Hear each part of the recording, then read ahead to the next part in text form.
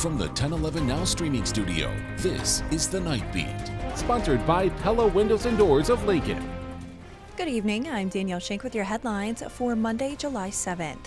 A 22-year-old man is in jail after firing a gun and having a standoff with Lincoln police this morning. Officers responded near 56 in Fremont just before 8 a.m. It wasn't until a little after noon that Julian Zosiah surrendered. He was arrested on 2 outstanding warrants. Police are still investigating what led up to the gunshot. A Lincoln man is also in custody after police say he stalked a woman over the holiday weekend. Officers say 41-year-old Matthew Hill approached a 23-year-old woman Friday near downtown and wouldn't leave her alone. She escaped, but the next day, Hill spotted her again and allegedly grabbed her arm to stop her from leaving. She managed to call 911 while pretending to call someone else. Hill now faces 5 charges, including stalking and false imprisonment. In York, a couple is in custody after the mother allegedly rammed the father's car with children in both vehicles. Police were called to a domestic disturbance Friday but found no one. Later, deputies responded to a reckless driving crash involving 29-year-old Francis Neville IV and 25-year-old Madison White. Both left the scene but were later arrested and now face child abuse charges. The children are in state custody. Severe weather can turn deadly in an instant, something Nebraskans know all too well. Now, just to our south, catastrophic flooding in Texas has killed over 100 people, with dozens still missing. One of the hardest hit areas is an all-girls summer camp in Kerr County. A river there rose in just 3 minutes, trapping campers, mangling cars, and taking lives. More than 24 campers and counselors have died. Survivor Scott Walden says he and his wife clung to a tree while waiting for rescue. I grabbed my wife and we literally jumped in the water and it swept us down to about 200 feet down that way. And there's a crepe myrtle tree that we grabbed hold of and we waited for rescue. The tragedy is sparking questions about Texas's alert system. Some never received emergency notifications, while others didn't take them seriously. Experts say staffing gaps may have impacted coordination, but affirm forecasters were working hard to keep people safe. Back in Nebraska, safety remains a top priority. Camp Sunshine, just south of Lincoln, has storm shelters built into all new facilities.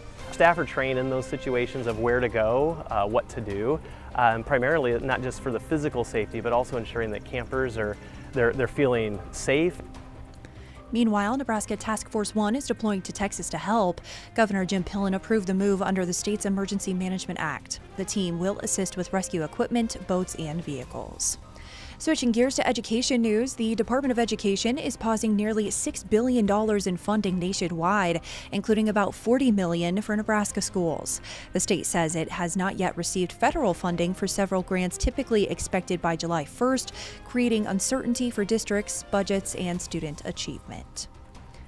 A former Nebraska state senator is announcing his bid for the 2nd Congressional District. He aims to replace Representative Don Bacon, who's not running for re-election. Brett Lindstrom, a Republican from Omaha who served 8 years in the legislature and ran for governor in 2022, joins Omaha City Council Vice President Brinker Harding in the Republican primary. Lindstrom says his campaign will focus on defense, tax relief, and innovation in energy and AI. Now, Democrats vying for the seat include State Senator John Kavanaugh and Denise Powell, co-founder of Women Who Run Nebraska. The primary election is set for May. Ending on some sports news, Nebraska opens its football season on August 28th at Arrowhead Stadium against Cincinnati, launching the new Kansas City Classic Series. Organizers hope to make it an annual tradition, starting strong with the Huskers in the spotlight.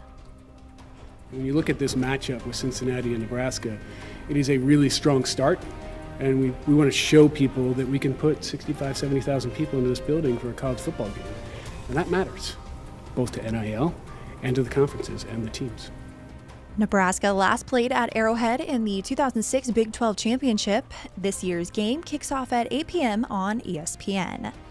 Rounding out your night beat is a check of the 7-day forecast.